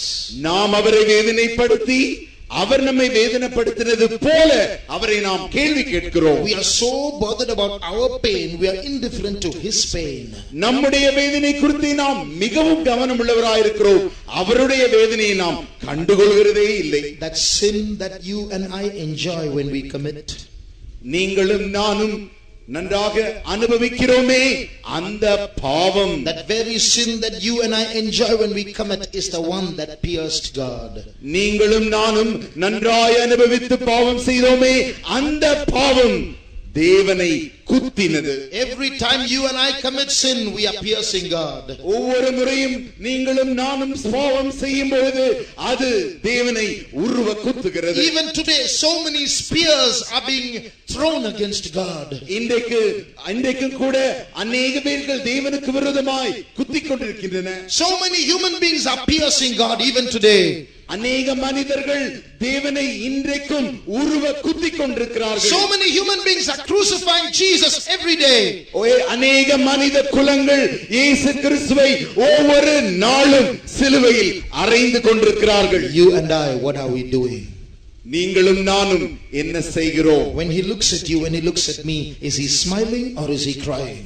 அவர் உன்னை பார்க்கும் பொழுது, அவர் என்னை பார்க்கும் பொழுது அவர் கண்ணீர் விடுகிறாரா அல்லது புன்னகை செய்கிறாரா? Let's make a decision today to wipe his tears. அவருடைய கண்ணீரை துடைக்கும்படிக்கு நாம் ஒரு தீர்மானம் இன்றைக்கு செய்வோமாக. Shall I tell you something? நான் ஒரு காரியத்தை உங்களுக்கு சொல்லட்டுமா? When we make this first attempt to wipe his tears, that will be the first step to our tears being wiped away. நாம் அவருடைய கண்ணீரை துடைக்கும்படி நாம் எடுக்கிற அந்த முதல் முயற்சி தானே அவர் நம்முடைய கண்ணீரை துடைக்க எடுக்கிற அந்த முயற்சியாக இருக்கிறது. It will be the first step to our tears being wiped away. நம்முடைய கண்ணீரை துடைக்கும்படியாக நாம் எடுக்கிற அதே முதல் படியாக இருக்கிறது. So if we want our tears to stop, let's first make his tears stop.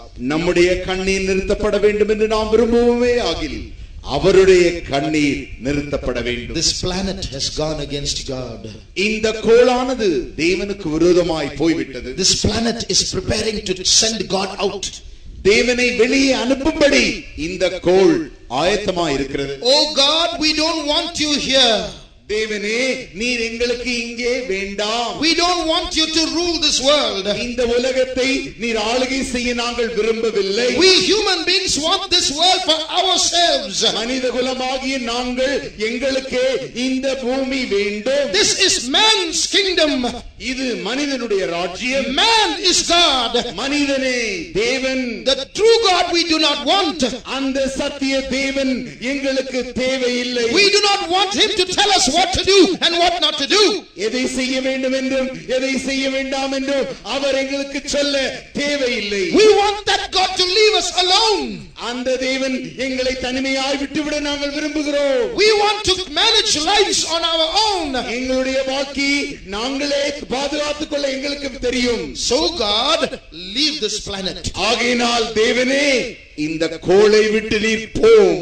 Dear brother, dear sister, அருமையான சகோதரனே சகோதரியே, the time has come when God is going to leave this planet. இந்த கோளை விட்டு தேவன் போகிறதான காலம் வந்தது. The Holy Spirit is going to leave this world. பரிசுத்த ஆவியானவர் இந்த உலகத்தை விட்டு போகிறார். Man wants to have this world for himself. மனிதன் இந்த உலகத்தை தனக்காக வைத்துக் கொள்ளும்படி விரும்புகிறான். That period when man has this world for himself is called darkness and gross darkness.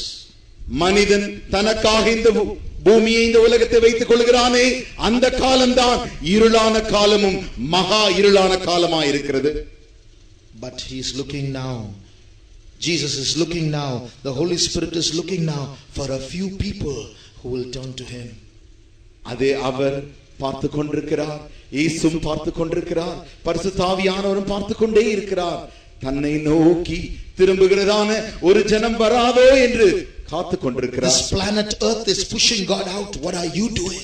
இந்த பூமியாகிய கோள் தேவனை தள்ளி கொண்டிருக்கிறதே, விலக்கி கொண்டிருக்கிறதே, நீ என்ன செய்கிறாய்? This planet Earth is saying, I don't want God. What are we going to say?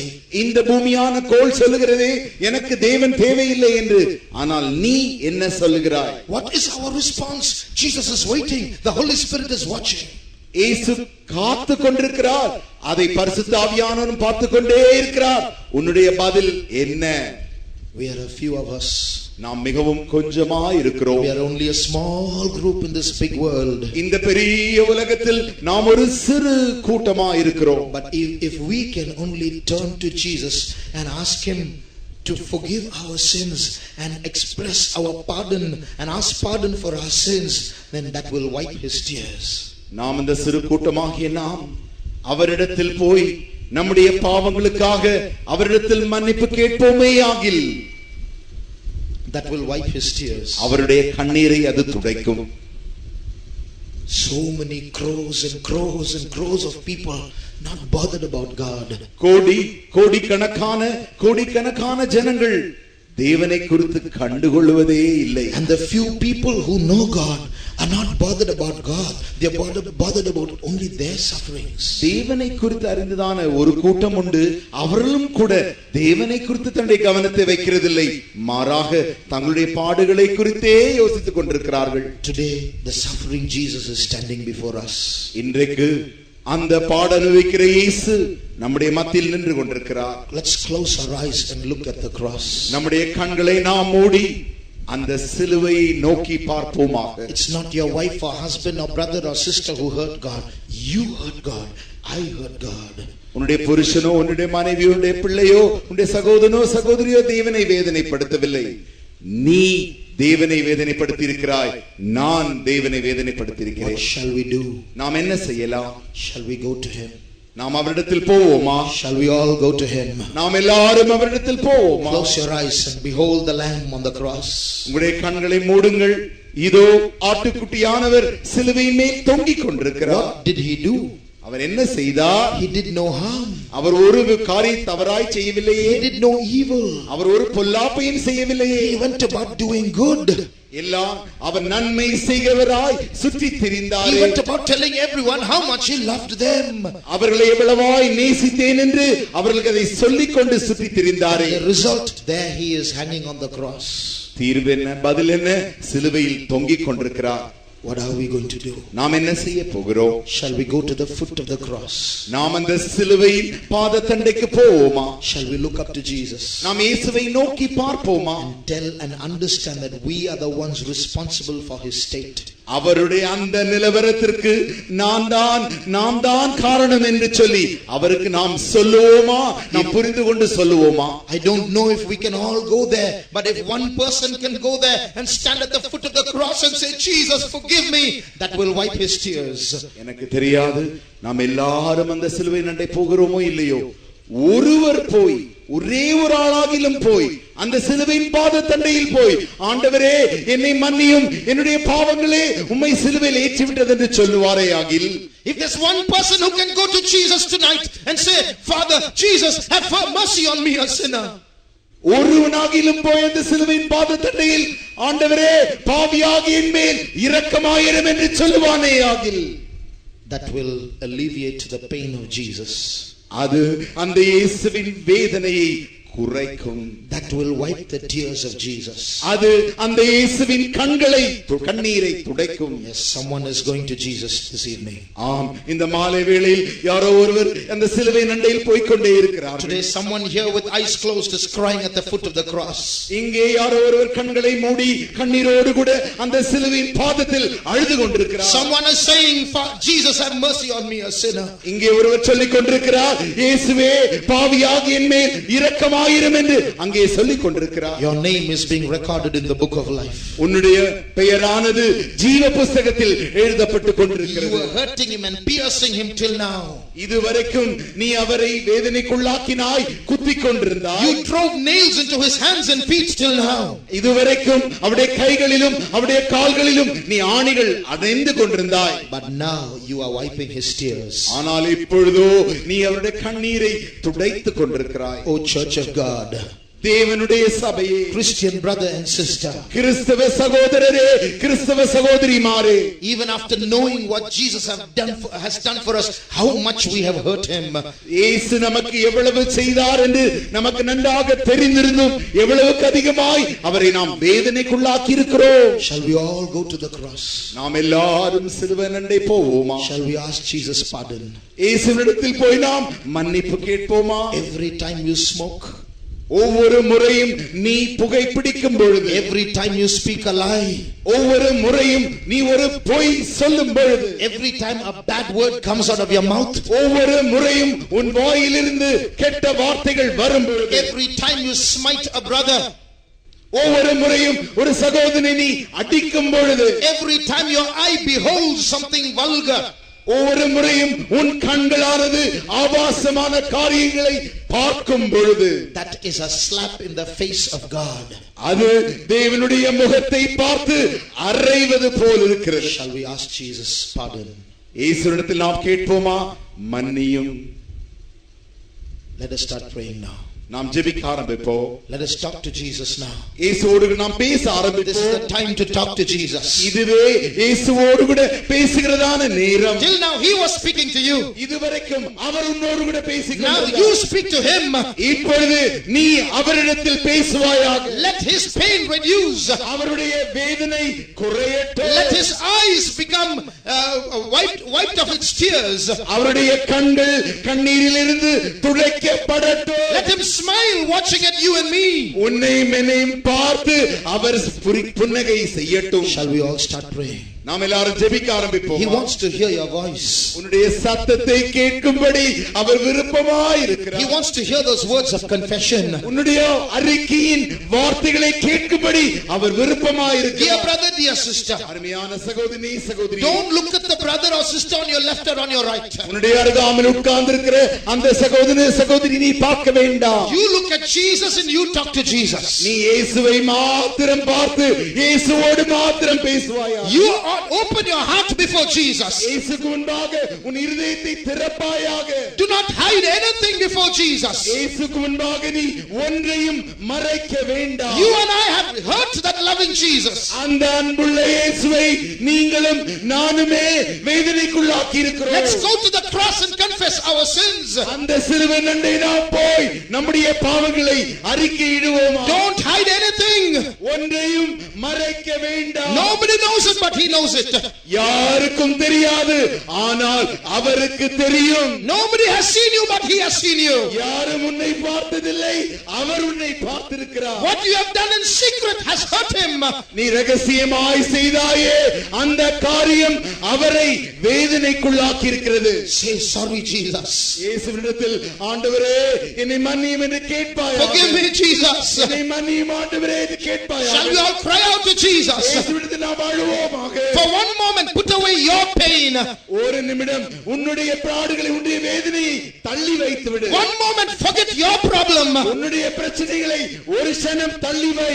1 minute, stop complaining against God. ஒரு நிமிடம் தேவனுக்கு விரோதமாய் புகார் செய்வதை நிறுத்து. Let us turn towards Jesus. இயேசுவிடத்தில் நாம் திரும்புவோம். Let's focus on how he is suffering because of us. நமக்காக அவர் எப்படி வேதனை அனுபவிக்கிறார் என்பதை நம்முடைய கவனத்தை தீர்ப்போம். Let's cry out to him for mercy.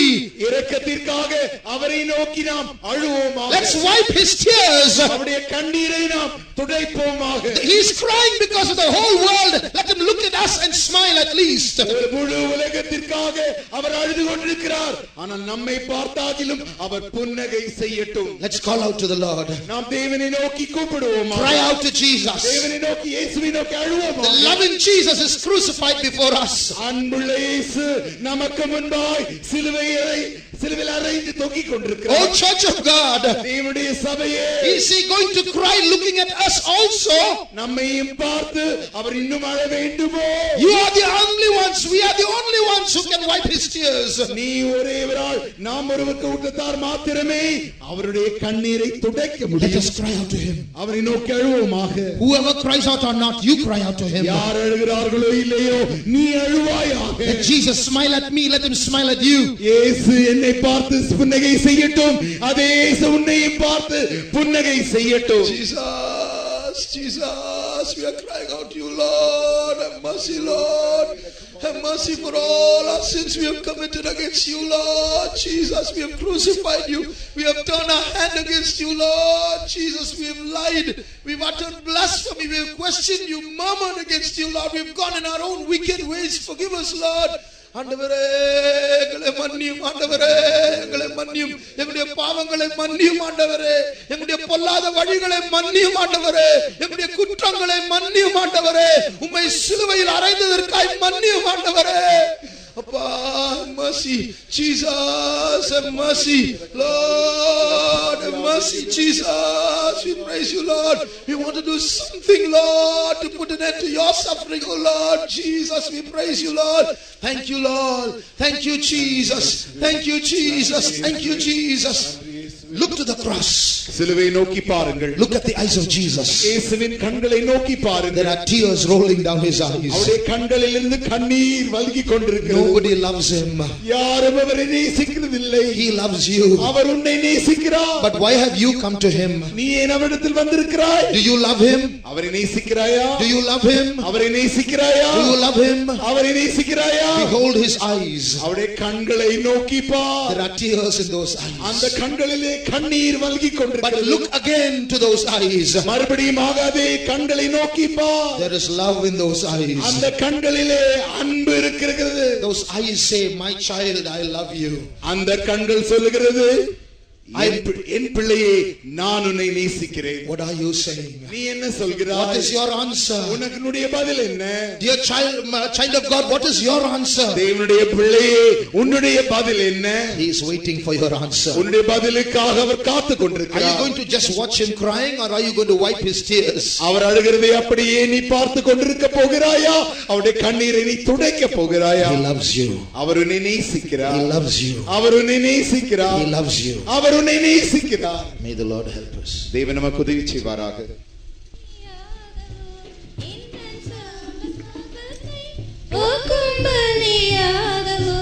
இந்த பாடுகள் சகிக்க நினைத்தோம், இந்த பாடுகள் சகிக்க நினைத்தோம், அந்த கீழடை சாந்தரூபனே, அந்த கீழடை சாந்தரூபனே, இந்த பாவசோகத்தை போக்கும் பலியாகவோ, எங்கள் பாவசோகத்தை போக்கும் பலியாகவோ, இந்த பாடுகள் சகிக்க நினைத்தோம், இந்த பாடுகள் சகிக்க நினைத்தோம், அந்த கீழடை சாந்தரூபனே, அந்த கீழடை சாந்தரூபனே, எங்கள் பாவசோகத்தை போக்கும் பலியாகவோ, எங்கள் பாவசோகத்தை போக்கும் பலியாகவோ, இந்த பாடுகள் சகிக்க நினைத்தோம், இந்த பாடுகள்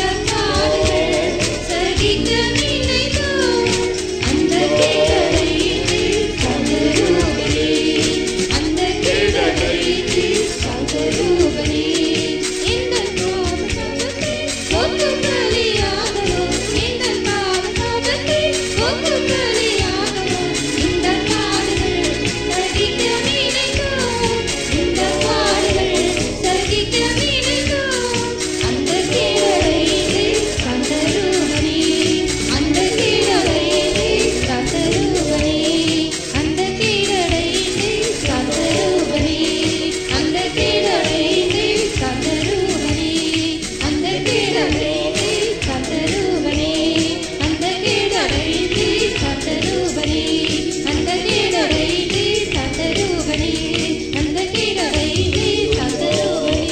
Hallelujah, hallelujah. Lord, Lord, Lord, Lord, praise the Lord, praise the Lord, praise the Lord. கர்த்தர் நம்மோடு கூட பேசிக் கொண்டிருந்தார். நாம் இவ்வளவு நாட்களாக ஒருவேளை அறியாதவர்களாய் புரியாதவர்களாய் நம்முடைய கஷ்டங்கள், நம்முடைய வேதனைகள் இவைகளைத்தான் பிரதானமானதாக எடுத்துக்கொண்டு அடிக்கடி ஆண்டவருக்கு விரோதமாக முறுமுறுக்கிறவர்களாய், அவர் மேல் குற்றம் சுமத்துகிறவர்களாய், அவரை விட்டு விலகி நிற்கிறவர்களாய் நாம் காணப்பட்டதுண்டு. கர்த்தர் கிருபையுள்ளவராய் இன்றைக்கு நம்முடைய குற்றம் எவ்வளவு கொடியது என்பதை ஆண்டவர் நமக்கு உணர்த்தி தந்திருக்கிறார். இந்த வேளையில் ஒன்று கூட கர்த்தருடைய சன்னிதானத்தில் நாம் நம்முடைய உண்மையான நிலவரத்தை உணர்ந்து நம்மை தாழ்த்தி விடுவோமாக. நம்மை எவ்வளவாய் நேசிக்கிறார்.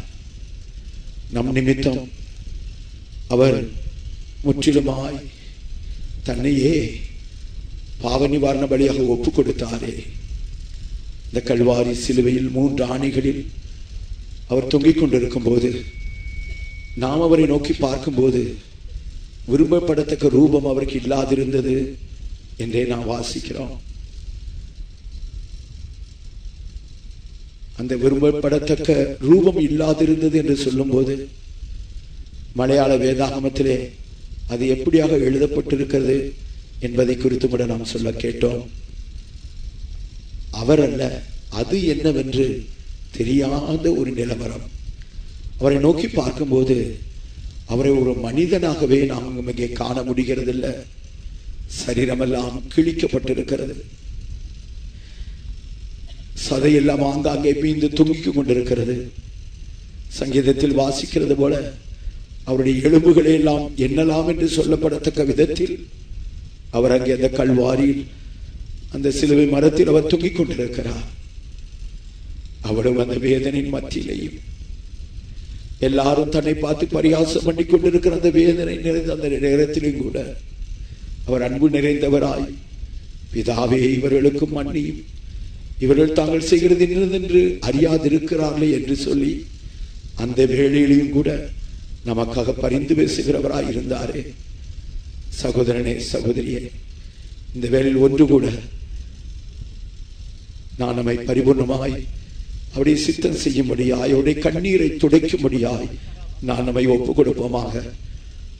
கோடி கோடியான ஜனங்கள், அவரை அறியாதவர்கள், அவரை குறித்து சரியாக விளங்கிக் கொள்ள முடியாத நிலவரத்தில் பாவத்துக்கு பின்னாக, அக்கிரமங்களுக்கு பின்னாக, பாவ இன்பங்களுக்கு பின்னாக சென்று அவரை வேதனைப்படுத்திக் கொண்டிருக்கும் போது ஒரு சிறு கூட்டமாயிருக்கிற நாம், அவரை அறிந்திருக்கிற நாம், அவரை நம்முடைய தெய்வமாக கொண்டிருக்கிற நாமும் கூட தொடர்ந்து அவரை வேதனைப்படுத்த போகிறோமோ? நம் நிமித்தம் அவர் தொடர்ந்து வேதனைப்பட்டு கண்ணீர் விட இப்படியாக அவர் கஷ்டப்பட வேண்டுமோ? நாமாவது அவரை சந்தோஷப்படுத்துவோமாக. நம்முடைய பாவங்களே அவரை வேதனைப்படுத்துகிறது என்று கர்த்தர் நம்மோடு கூட பேசினாரே. அது எவ்வளவாய் அவரை துக்கப்படுத்துகிறது, வியாகுலப்படுத்துகிறது, அவரை எவ்வளவாய் பாடுபடுத்துகிறது, கண்ணீர் விட வைக்கிறது என்று கர்த்தர் பேசினாரே.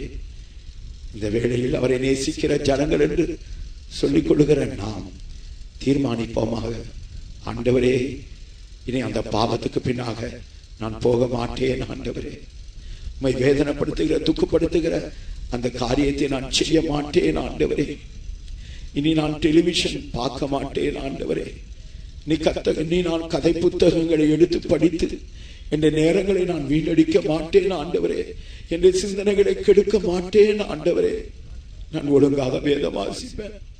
ஆண்டவரே, உம்முடைய வார்த்தைகளை கருத்தோடு தியானத்தோடு வாசிப்பேன். ஆண்டவரே, தினந்தோறும் ஆண்டவரே உமக்காக ஜீவிக்கும்படியாய், உம்முடைய மகனாக மகளாக உம்மை துக்கப்படுத்தாதபடி ஜீவிக்கும்படியாய், ஒரு பலனை பெற்றுக் கொள்ளும்படியாய் உடைய சமூகத்தை காத்திருந்து ஜெபித்து உடைய அபிஷேகத்தால் நிரப்பப்பட்டு ஜீவிக்கிற ஒரு ஜீவியத்தை நான் செய்வேன். ஆண்டவரே, இனிமேல் நான் உம்மை துக்கப்படுத்த மாட்டேன்.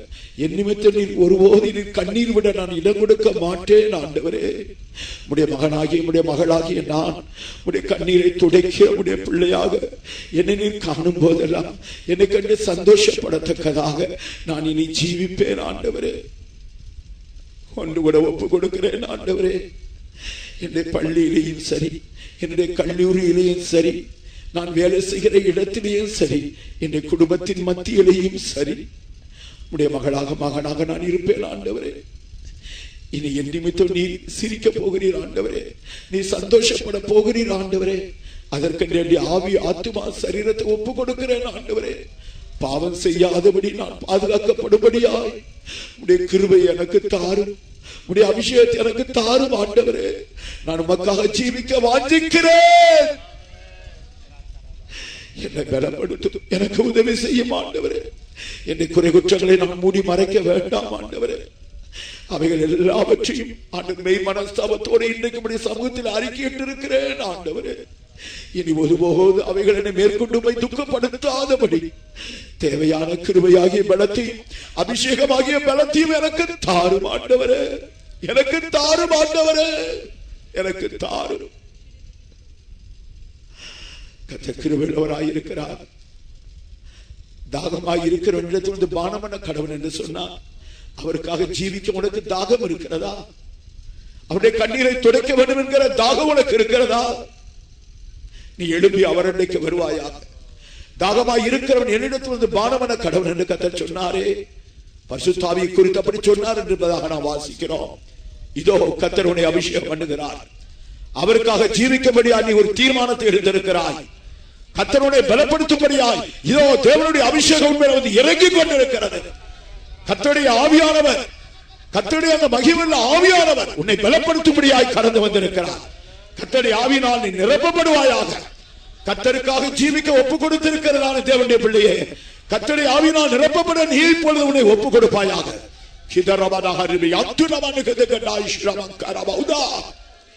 இயேசுவுக்காக ஜீவிப்பேன் நான், என்ன வந்தாலும் ஆவியின் சத்தம்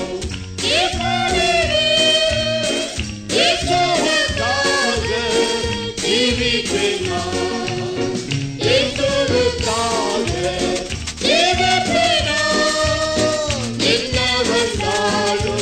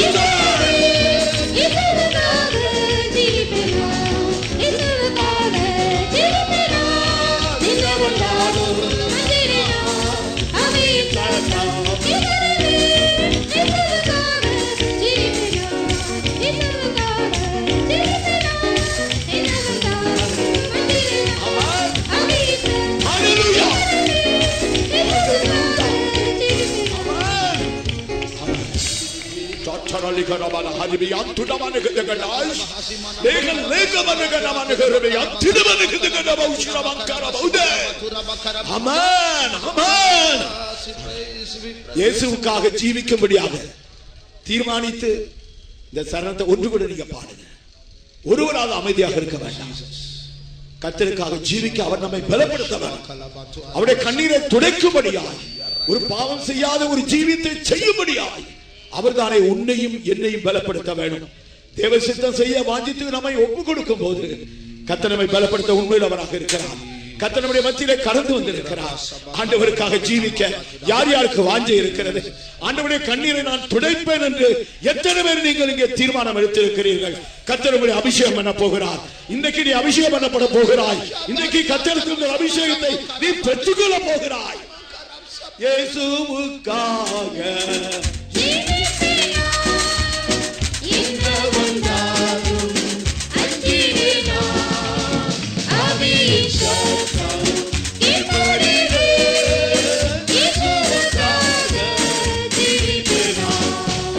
It's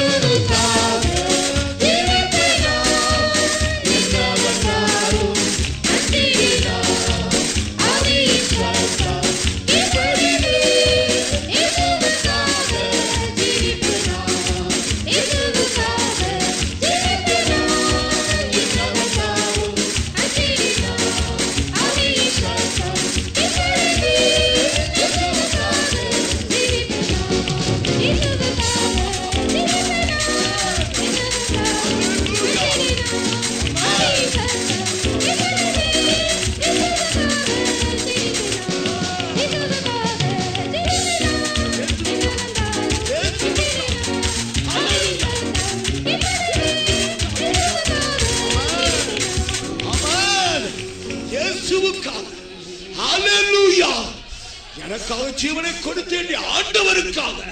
ஹalleluya. ஆமென் ஆமென். ஹalleluya ஹalleluya. கர்த்தருடைய அபிஷேகம் பண்ணி கொண்டிருக்கிறார். கர்த்தருடைய அபிஷேகம் பண்ணி கொண்டிருக்கிறார். தேவன் தன்னை அன்பினால் உன்னை நிரப்பிக் கொண்டிருக்கிறார். இனி நீ கர்த்தருக்காக ஜீவிக்க போகிறாய். ஆமென் ஆமென் ஆமென். ஹalleluya ஹalleluya. அதனே சத்துருடைய கரவலகரி நிகுருமையா திடவனுக்கு உஷ்ணமா கரபவுதா. ஹalleluya ஹalleluya ஹalleluya. கர்த்தருக்காக ஜீவிக்க ஒப்பு கொடுத்திருக்கிற உண்மையில் கர்த்தருடைய அபிஷேகம் வந்து இறங்கி இருக்கிறது. நீ இனி முன்பு போல அல்ல, ஒரு வித்தியாசப்பட்ட வேறுபட்ட ஜீவியம் இனி வரப்போகிற நாட்களில் நீ செய்ய போகிறாய். இனி நீ கர்த்தரை துக்கப்படுத்துகிற மகனாக மகளாக அல்ல, கர்த்தரை சந்தோஷப்படுத்துகிற மகளாக நிற்க கர்த்தரோட பலப்படுத்தி இருக்கிறார். ஆமென் ஆமென். ஹத்தரபலஹரிபி அக்கராமனா நிபாரியா துடவனுகுதகடாய். ஹத்திரிபிகனமரிகதிரியா சத்துடவனுகுதகடா. ஆமென் ஆமென் ஆமென். ஹalleluya ஹalleluya ஹalleluya. ஜெபம். அன்பிற்கும் நிறைந்த பரிசுத்த பிதாவே, உம்மை நன்றியுள்ள இதயத்தோடு துதிக்கிறோம் ஆண்டவரே, ஸ்தோத்திரிக்கிறோம். இந்த தேசத்தை நேசித்து இப்படிப்பட்டதான ஒரு விசேஷத்தை வேதபான கூட்டங்களை நீர் ஏற்படுத்தி தந்திருக்கிறபடியினால் உம்மை நன்றியோடு ஸ்தோத்திரிக்கிறோம் ஆண்டவரே. இந்த முதலாம் நாள் மாலை வேளையிலேயும் தேவரீர் எங்கள் மத்தியில் எழுந்தருளி வந்து எங்களுடைய கூட்டத்தின் ஒவ்வொரு பகுதிகளையும் நீர் ஆய்வுகளாய் மாற்றி ஆசீர்வதித்தபடியினால் ஸ்தோத்திரம். கர்த்தாவே, இந்த நாட்களில் உம்முடைய வேதத்திலிருந்து சத்தியங்களை அறிந்து கொள்ளத்தக்கதாக கொடுத்ததான அருமையான நல்ல தருணத்துக்காய் ஸ்தோத்திரம் ஆண்டவரே. ஏன் இந்த பாடுகள் என்கிறதான தலைப்பில் சத்தியங்களை அறிந்து கொள்வதற்கு நீர் கொடுத்த அருமையான ஸ்லாக்கியத்துக்காய் ஸ்தோத்திரம். நாங்கள் எங்களுடைய பாடுகளை குறித்து மாத்திரமே அதிகமாய் சிந்தித்து உம்மை துக்கப்படுத்துகிறவர்களாய், உம்மிடத்தில் கேள்வி கேட்கிறவர்களாய், உம்மிடத்தில் முறையிடுகிறவர்களாய், உம்மை குற்றவாளியாய் தீர்க்கக்கூடியவர்களாய், உம்மை விட்டு தூரமாய் விலகி போகிறவர்களாய் நாங்கள் பல சந்தர்ப்பத்தில் எங்களுடைய பாடுகளையும் எங்களுடைய உபத்திரவங்களையும் குறித்தே நாங்கள் சொல்லிக் கொண்டிருந்தோம். இந்த மாலை வேளையில் நீர் எங்களுக்கு வெளிப்படுத்தின சத்தியத்துக்காய் ஸ்தோத்திரம். எங்களுக்கு முன்பாக நீர் அதிகமாய் நீர் பாடுகளை ஏற்றுக்கொண்டீர் ஆண்டவரே. பாடுபட்டதில் முதலாவது நீர் பாடுபட்டீர். பிரதானமாய் மிக அதிகமாய் துக்கத்தையும் வேதனைகளையும் நீர் கண்ணீரையும் அனுபவித்துக் கொண்டிருக்கிறீர் என்பதை குறித்து இந்த மாலை வேளையில் நீர் எங்களுக்கு திட்டவட்டமாய் வெளிப்படுத்தி தந்தபடினால ஸ்தோத்திரம். எங்களுடைய வார்த்தைகளினால், எங்களுடைய கிரியைகளினால், எங்களுடைய நடக்கைகளினால், எங்களுடைய பார்வைகளினால், எங்களுடைய செய்கைகளினால், எங்களுடைய சிந்தனைகளினால் எல்லா பகுதியிலேயும் உம்மை அதிகமாய் துக்கப்படுத்தி, உம்மை அதிகமாய் சிலுவையில் அறைந்து உம்மை வேதனைப்படுத்துகிற குற்றவாளிகளாய் நாங்கள் இருக்கிறோம் என்பதை இந்த மாலை வேளையில் நீர் எங்களுக்கு வெளிப்படுத்தி தந்தபடினால ஸ்தோத்திரம் ஆண்டவரே. இனி நாங்கள் அப்படிப்பட்ட ஜீவியம் செய்யாதபடிக்கு இந்த மாலை வேளை எங்களை முற்றிலுமாய் தாழ்த்தி உம்முடைய கரங்களில் ஒப்புக் கொடுக்கிறோம் ஆண்டவரே. இனி எங்களுடைய வார்த்தைகளினாலோ செய்கைகளினாலோ எங்களுடைய ஜீவியத்தின் நடக்கைகளினாலோ நாங்கள் உம்மை துக்கப்படுத்தாதபடிக்கு ஒரு பரிசுத்தமாய் உம்மை வெளிப்படுத்துகிற நிருபங்களாய் நாங்கள் காணப்பட எங்களை உதவி செய்ய முடியாய் உம்முடைய பாதத்தில் விழுந்து கெஞ்சி கேட்கிறோம் ஆண்டவரே. உமக்கு ஸ்தோத்திரம் ஆண்டவரே. இந்த மாலை வேளையிலேயும் தேவ சமூகத்தில் கொண்டு வந்தான தேவனுடைய ஜனங்களுக்காய் ஸ்தோத்திரம். வசனம் கேட்ட அனைவரையும் உம்முடைய கிருபையுள்ள வசனத்தில் ஒப்புக் கொடுக்கிறோம் ஆண்டவரே. இந்த வார்த்தைகள், வசனங்கள், சத்தியங்கள் ஒன்றாகிலும் இருதயத்தை விட்டு நீங்காமல் மீண்டும் மீண்டுமாய் பேசிக் கொண்டிருக்கத்தக்கதாய் நிச்சயமாய் நீர் உதவி செய்ய முடியாய் உம்முடைய கரங்களில் வைக்கிறோம் ஆண்டவரே. உமக்கு ஸ்தோத்திரம். வசனம் பேசின நம்முடைய மகனை இன்னும் அதிகமாய் பலப்படுத்த முடியாய் வேண்டிக்கிறோம். தொடர்ந்து நடக்கிறதான கூட்டங்கள் எல்லாவற்றையும் தேவரீர் ஆசீர்வதியும். எல்லாரும் இந்த கூட்டங்களில் வந்து பங்கு பெறவும், ஆசீர்வாதங்களை பெற்றுக்கொள்ளவும், ஜெயம் பெற்றுக்கொள்ளவும் உதவி செய்யும். எல்லா துதிக நம்மையும் உமக்கு செலுத்துகிறோம். இயேசு கிறிஸ்துவின் மூலம் கேட்கிறோம் பிதாவே. இயேசுவே உமக்கு ஸ்தோத்திரம் கர்த்தாவே. வாக்கு மாறாடி எங்களை மத்தியில் வந்து கூட்டங்களை ஆசிர்வாதம் மாற்றி வந்தீர்களுக்காக ஸ்தோத்திரம். எங்களை நேசித்து, தேசத்தை நேசித்து, ஜனத்தை நேசித்து கர்த்தாவே விதமாய் கர்த்தாவே சமயங்களில் தந்ததுக்காக ஸ்தோத்திரம். கூட்டங்கள் ஆயத்தப்பட்டு தந்ததுக்காக ஸ்தோத்திரம். முதலாம் நாள் கூட்டத்தை நீ பொருட்படுத்த ஆசிரியத்துக்காக மிக ஸ்தோத்திரம் கர்த்தாவே. ஆண்டே மிக ஸ்தோத்திரம் கர்த்தாவே. ஆண்டே மிக ஸ்தோத்திரம். எங்களுடைய பாவங்களுக்காகவே நீ சிலுவையில் மதித்தீர் ஆண்டவரே. எங்களுடைய பாவங்கள் தான் உண்மை சிலுவையில் அடித்தது. எங்களுடைய பாவங்கள் தான் வேதனைப்பட்டிருந்த ஆண்டவரே கர்த்தா, நீ பாவம் செய்யவில்லை கர்த்தாவே. நீ பாவம் இல்லாதவர், நீ பாவம் அறியாதவர் கர்த்தாவே. ஆண்டவரே ஸ்தோத்திரம். எங்களுடைய பாவங்கள் தான் உண்மை சிலுவையில் அறைந்தது என்று நாங்கள் ஒத்துக்கொள்கிறோம் கர்த்தாவே. ஆண்டவரே ஸ்தோத்திரம். இன்றைக்கும் கூட யார் யார் இந்த சிலுவையை நோக்கி பார்த்தார்களோ, எந்த பாவம் தான், எந்த பாவத்துக்காக தான் இந்த சிலுவையில் ஆணை அடிக்கப்பட்டீர், பாடுபட்டீர் என்று யார் யார் கண்ணீர் விட்டார்களோ அவருடைய பாவத்தெல்லாம் நீ மன்னித்திருக்கீர்கள். ஸ்தோத்திரம் கர்த்தாவே.